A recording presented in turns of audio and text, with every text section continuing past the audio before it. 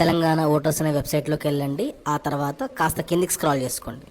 లాస్ట్లో మీకు search your name in voter list దానిపైన క్లిక్ చేసుకోండి. దానిపైన క్లిక్ చేసుకోగానే మీకు ఒక పేజ్ ఓపెన్ అవుతుంది. కింద మీ ఓటర్ ఐడి ఇవ్వండి. మీ ఓటర్ ఐడి ఇచ్చిన తర్వాత కింద మీ స్టేట్ సెలెక్ట్ చేసుకోండి. స్టేట్ సెలెక్ట్ చేసుకున్న తర్వాత క్యాప్చా ఎంటర్ చేసుకోండి. క్యాప్చా ఎంటర్ చేసుకున్న తర్వాత సెర్చ్ అనే బటన్ పైన ప్రెస్ చేసుకోండి. చేసిన తర్వాత కాస్త రిజల్ట్ వస్తుంది. రిజల్ట్లో కాస్త రైట్ సైడ్ స్క్రాల్ చేసుకోండి. రైట్ సైడ్ స్క్రాల్ చేసుకున్న తర్వాత part number, part serial number రెండు ఉంటాయి. ఈ రెండు జాగ్రత్తగా రాసుకోండి. కొంచెం బ్యాక్ వెళ్ళండి. బ్యాక్ వెళ్ళిన తర్వాత మళ్ళీ పైకి వెళ్ళండి. డౌన్లోడ్ ఎలక్ట్రల్ రోల్ దాంట్లోకి వెళ్ళండి. అక్కడ మీ స్టేట్ అడుగుతుంది. తర్వాత మీ district, constituency, captcha code,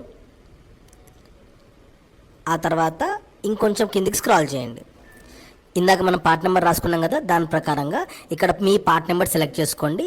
part number select చేసుకున్న తర్వాత డౌన్లోడ్ సెలెక్టెడ్ పీడిఎఫ్ బటన్ పైన క్లిక్ చేసుకోండి. కాస్త కిందికి స్క్రాల్ చేసుకుంటే మీ ఇన్ఫర్మేషన్ కనబడుతుంది. జాగ్రత్తగా గుర్తుపెట్టేసుకోండి. మీ పాత ఓటర్ ఐడిలో ఉన్న పార్ట్ నెంబర్ కాదు, ఇప్పుడు పార్ట్ నెంబర్ మారుతాయి, సీరియల్ నెంబర్ మారుతాయి. నేను చూపించిన విధంగా పార్ట్ నెంబర్ రాసుకొని చెక్ చేసుకోండి. చూడండి, ఇక్కడ నా ఇన్ఫర్మేషన్ కనబడుతుంది.